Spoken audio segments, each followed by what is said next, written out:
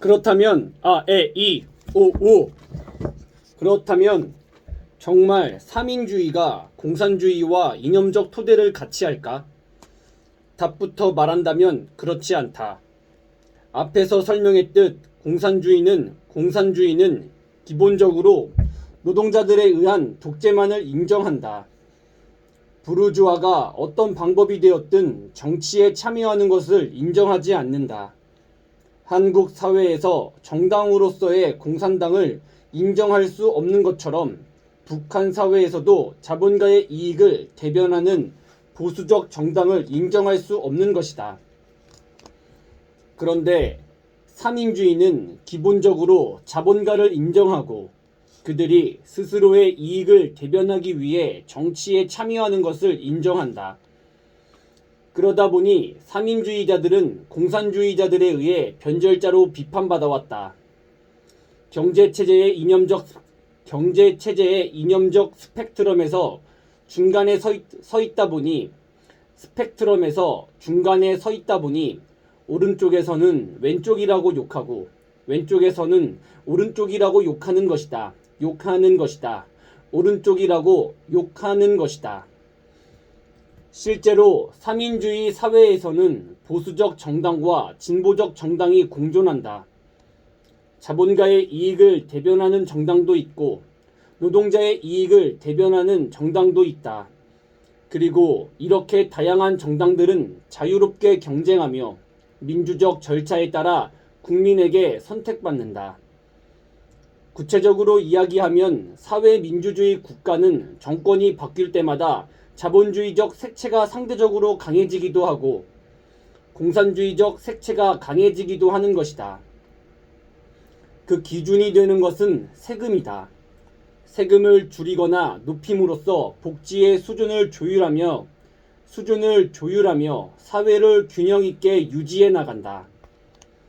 삼인주의 체제는 시민들의 합리성에 대한 신뢰를 전제한다는 특징을 갖는다.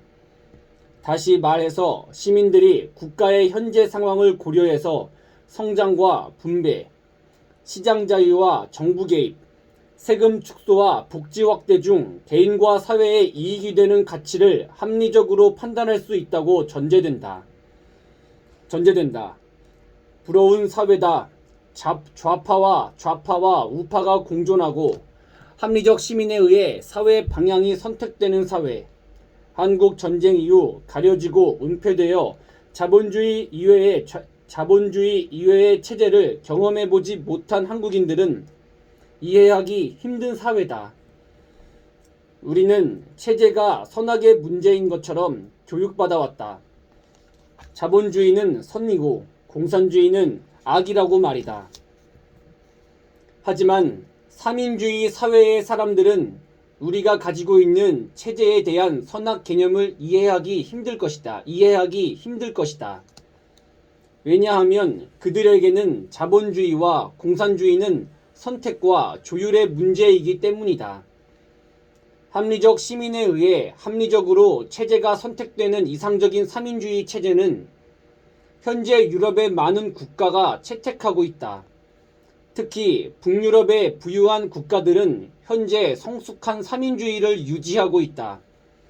대표적으로는 스웨덴, 덴마크, 핀란드, 노르웨이 등이 이에 해당한다.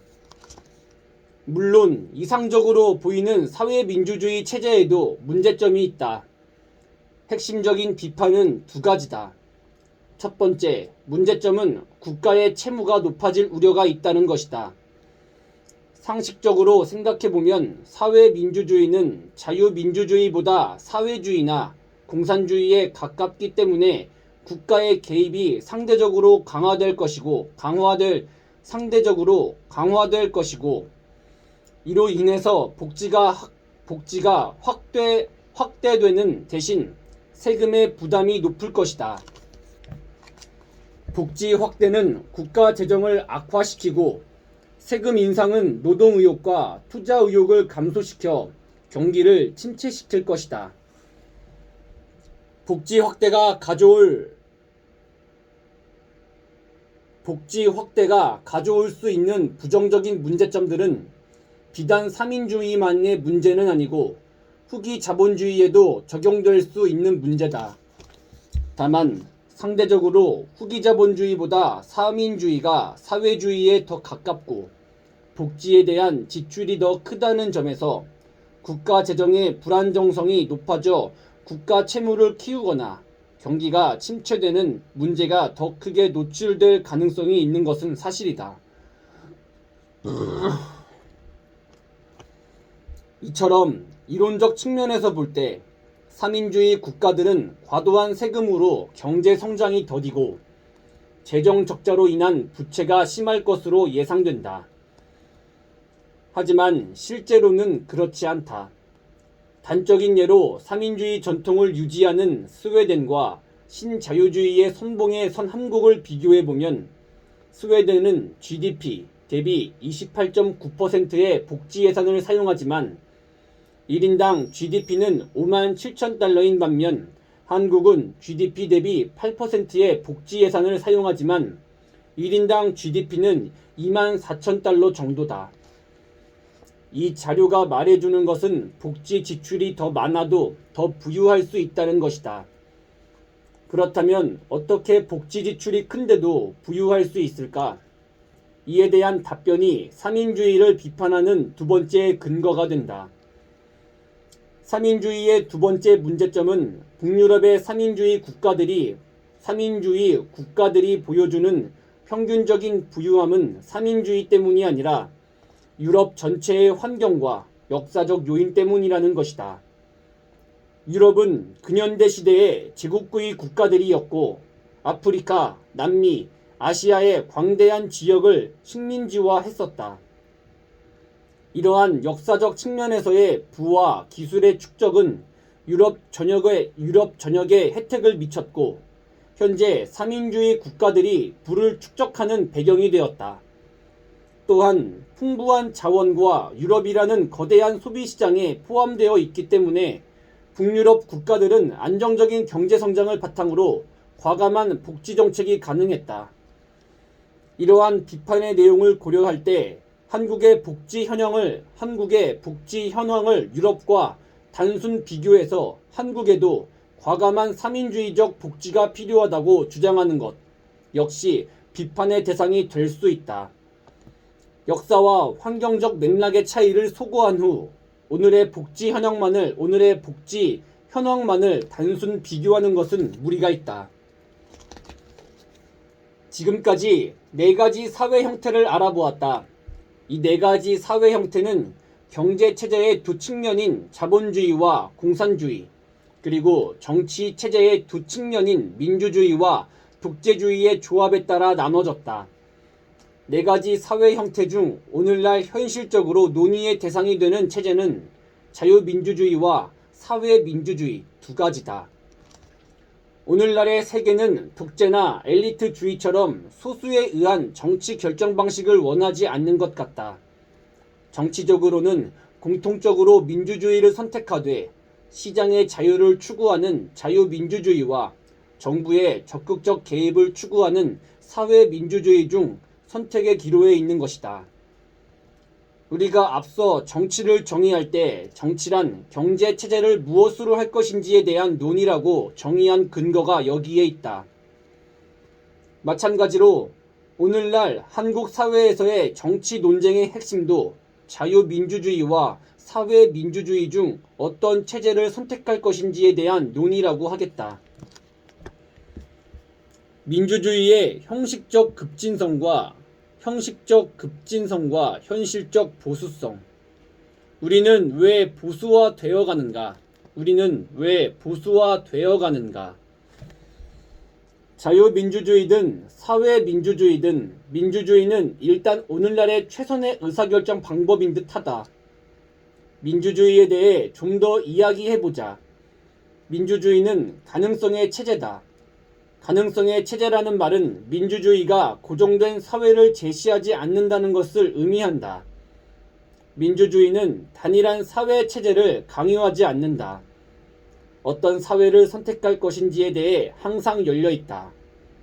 민주주의적 절차는 시민들이 원하기만 하면 자본주의, 공산주의, 사회주의를 가리지 않고 모든 선택을 가능하게 한다. 그래서 어떤 면에서는 이러한 급변 가능성이 민주주의를 불완전한 체제인 것처럼 보이게 하기도 한다. 한편으로는 맞는 말이다. 하지만 상황에 따라 자신의 모습을 손쉽게 변화시킨다는 점에서 반대로 더 안정적인 체제일 수도 있다. 예를 들어 세계적 경제가 위기에 처했을 때 사회의 구성원들은 국가의 성장을 위해서 세금을 축소하는 보수 정당에 표를 던질 수 있고, 세계가 다시 호황으로 돌아섰을 때 진보 정당에 표를 던져 복지를 확대할 수도 있다. 체제의 모습이 고정되지 않고 유동적인 까닭에 급변하는 외부 환경에 유연하게 대처할 수 있는 것이다. 사회를 급진적으로 변화시킬 수 있는 가능성을 내포하는 민주주의는 그래서 긍정적일 수 있다. 민주주의가 우리 사회의 모습을 얼마나 쉽게 변화시킬 수 있는지 예를 들어보자. 만약 다음 대선과 총선에서 노동당이나 사회당 등의 진보정당이 당선된다면 우리 사회의 모습은 정말 급격하게 변화할 것이다. 우선 집권한 진보정당은 부유층과 기업의 세금을 인상할 것이고, 이를 바탕으로 복지 지출을 늘릴 것이다.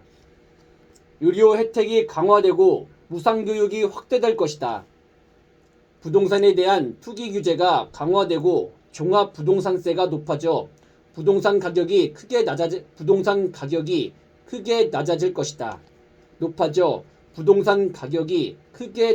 것이다. 또한 최저임금이 향상될 것이고 대학 등록금은 낮아질 것이다. 더 나아가 이러한 과감한 복지 정책은 사회적 분위기를 근본적으로 바꿔놓을 것이다. 세금의 중과세와 복지 지출의 확대로 빈부격차가 줄어들어 경쟁 중심의 사회 분위기가 완화될 것이다. 경쟁의 분위기는 협력의 강조로 대체될 것이고, 학벌에 대한 경쟁이 완화되어 사교육 문제가 어느 정도 해소될 것이다. 사회 전체의 분위기는 경쟁과 성공보다 협력과 삶의 질을 강조하는 모습이 될 것이다. 위에 예에서 보듯 대중들에 의해서 다음 정권이 진보 정권으로 하루아침에 바뀐다면 사회는 지금과는 정말 다른 모습으로 급변할 것이다.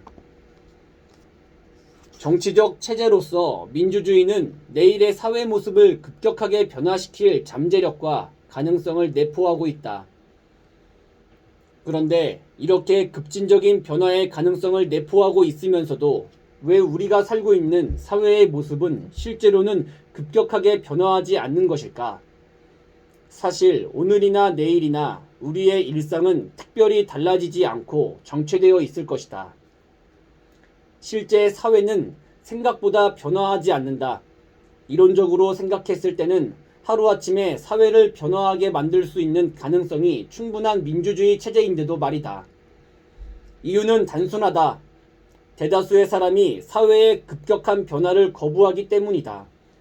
앞의 예를 다시 생각해보자. 진보 정권이 집권하여 하루아침에 사회가 변화되면 모두가 만족할 것인가? 복지의 혜택을 받고 세금을 적게 내는 사람들은 당연히 행복할 것이다. 하지만 세금의 지출이 증가한 자본가와 기업들은 불만스러울 것이다. 왜냐하면 실제로 복지에 대한 비용을 지불해야 하는 사람이 바로 자신들이기 때문이다. 물론 소수의 자본가와 기업 경영자들의 기분이 좋고 나쁘고는 중요한 문제가 아니다.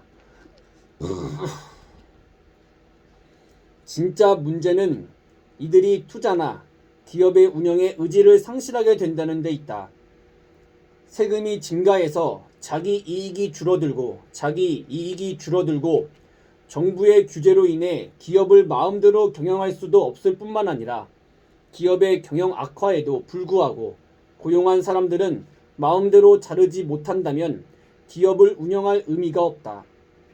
기업과 자본가들은 세금이 더 낮고 마음대로 경영 활동을 할 수 있는 기업 환경이 좋은 국가로 이전할 것이다.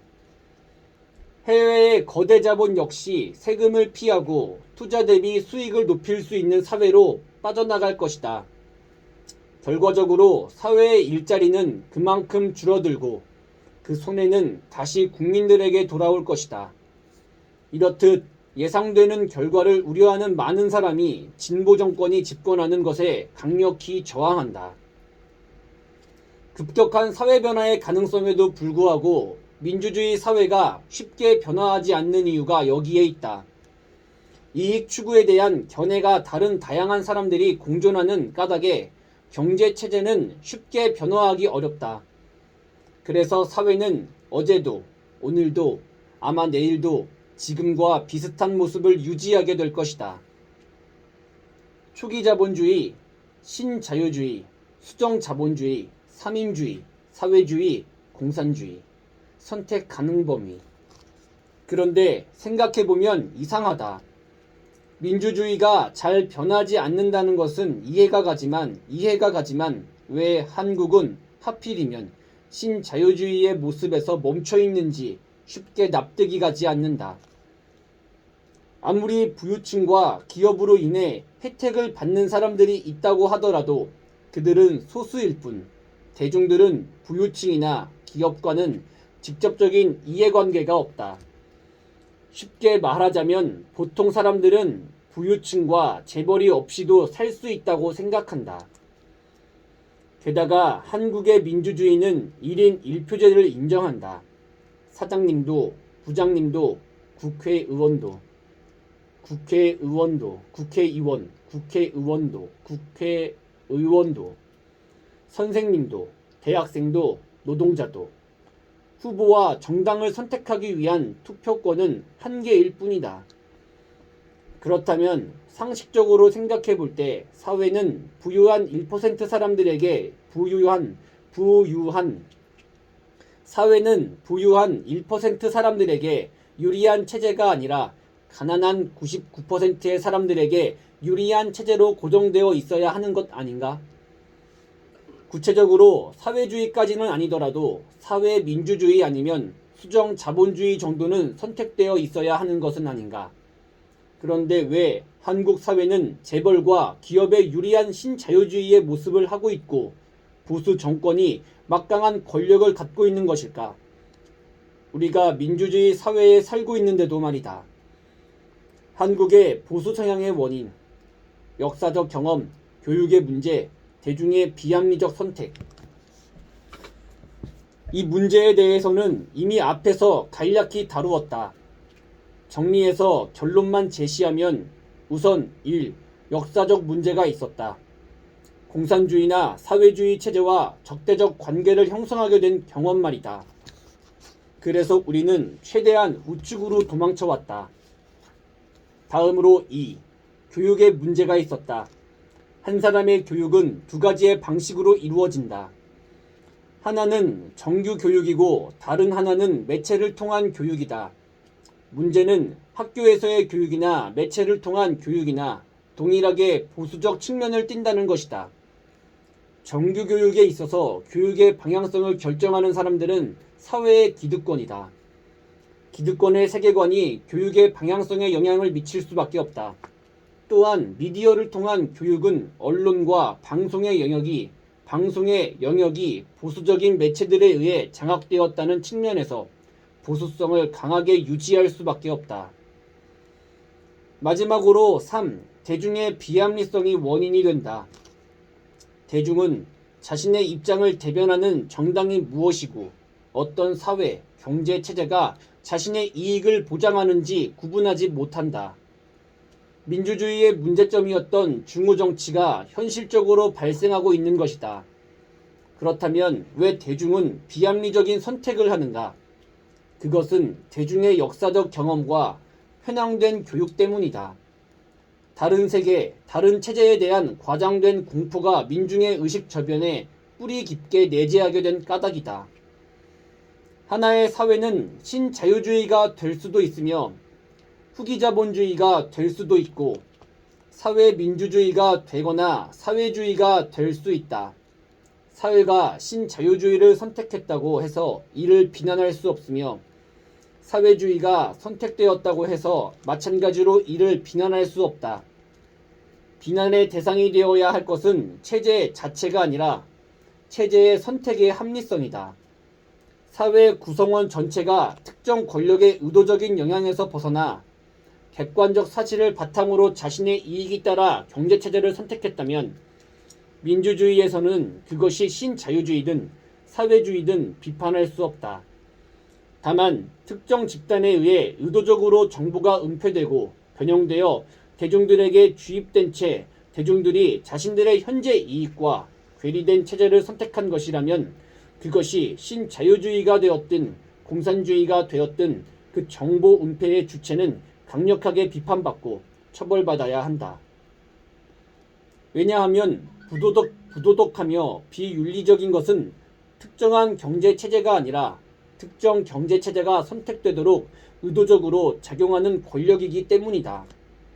한국 사회에서 무엇이 부도덕하고 비윤리적인지는 이 책의 뒷부분 윤리에서 자세히 다루도록 하자. 하지만 한국 사회의 보수화 성향이 특정 권력층의 의도적 작용이었다고 해서 대중이 비판으로부터 자유로워지는 것은 아니다. 아무리 교육과 매체를 이용한 권력층의 작용이 있었다고 해도 대중의 이익이 반영되지 않는 경제체제를 끝내 유지하고 있다는 아이러니의 가장 직접적인 책임은 대중에게 있다. 대중 스스로의 비합리성에 대한 책임은 대중 스스로가 져야 한다. 우리는 정치에 대해 논했다. 정치는 한마디로 어떤 경제체제를 선택할 것인가에 대한 문제다. 같은 의미로 어떻게 분배할 것인가에 대해서 결정하는 일이라고 할 수 있다. 초기자본주의, 후기자본주의, 신자유주의 혹은 삼인주의. 공산주의 중 우리는 선택할 수 있으며 이러한 선택에 따라 사회의 부와 재화가 분배된다. 우선 초기자본주의와 신자유주의는 시장의 자유를 중시하고 정부의 개입을 거부한다. 여기서 정부의 개입이란 세금과 규제인데 정부의 개입을 거부한다는 것은 곧 세금 인하를 말한다. 세금이 인하되면 자본가와 기업의 직접적인 이익이 된다. 따라서 자본가와 기업은 시장의 자유를 지지한다. 이렇게 시장의 자유를 지지하는 자본가와 기업을 대변해주는 정치적 입장을 보수라고 한다. 보수 정당은 정책을 통해 자본가와 기업의 이익을 대변한다.